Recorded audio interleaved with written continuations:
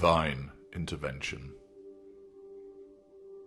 This video explains to you the mindset of the narcissist, whether unconscious, where the narcissist is lesser or mid-range, or conscious, where the narcissist is greater or the ultra, with regard to how we are set apart, that we see ourselves as sent from above for the purposes of identifying that you are our chosen one.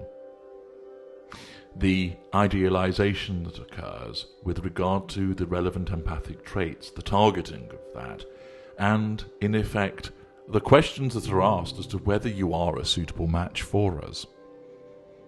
This is what the narcissist is unconsciously, or, in the appropriate narcissist, consciously considering with regard to your selection. That there has been divine intervention with regard to your choosing as the victim of our kind. I know you have heard my kind and me tell you that we were sent from heaven to be with you, and you ought to know that this is the truth. Only the supreme authority is able to act through us. We are blessed with magnificence and brilliance, as we are the conduit for such glorious radiance, such unsurpassed excellence, and such clinical judgment.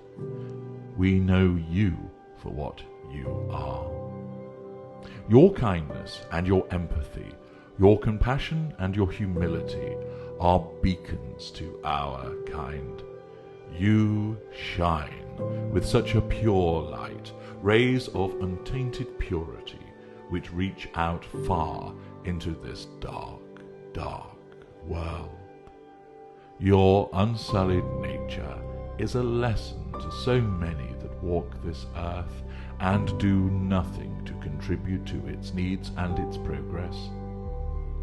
You walk amongst the wounded, the injured, the less privileged, and the downtrodden. Through your ministrations, you bring hope where there was once only fear. You exude optimism, and your gentle hands bring sweet relief to the weary and the woeful. You exhibit kindness to all that you engage with, devotees of love and advocates of tolerance and respect. Such laudable attributes send out a strong signal across this accursed planet. The idiotic and the inward-looking shuffle along, doing nothing to serve the demands of the human race, but not you. No, you are selfless, caring, and tender. You will sit and listen patiently to those in distress as you fight to find the right words, the correct gestures, and some kind of solution to strip away that person's fright and fear. You wrestle with injustice, donating time, love, and money to causes which you truly believe in. From children to animals, from the despairing to the homeless, and from the disadvantaged to the diseased, you keep on giving. You ask nothing in return, an example which many ought to heed. This charity and compassion does not dwindle, and there are many beneficiaries of your love. From that special person who often you have yet to find, but who you oh so believe in, through to family, friends, colleagues, and strangers. You do not discriminate because you know that there is good in everyone. It just has to be found and brought to the surface. Sometimes that task is easy, as the person responds to your delicate overtures, and with others the quest for governess is more perilous and arduous. Yet you do not shirk from such challenges. You are not a quitter. You do not give up. You keep going with that indefatigable spirit for which you are admired and renowned. This impresses us as we watch from our lofty perches, waiting until we see your perfect light flare into life, and then we are on our way. Dispatched by the above, as we make our way to you direct, and drawn by that beacon which shines with such unrivaled brightness, we are sent to you, and with our irresistible charm we connect with you.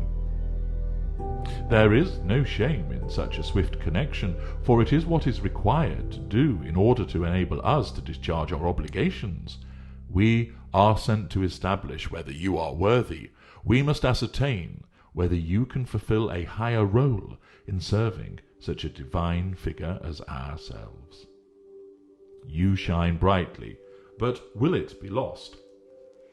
Your essence is sweet and invigorating, but can you sustain such provision? Are you that true giver, or just another charlatan who will only let us down, and in turn let down the supreme authority? That is our task. Each and every time we are to ascertain your worthiness. We are sent to test you. We see how you respond to warmth, love, and light. You do so with unparalleled excellence, and it is as we suspected, but there are many who would react in this way.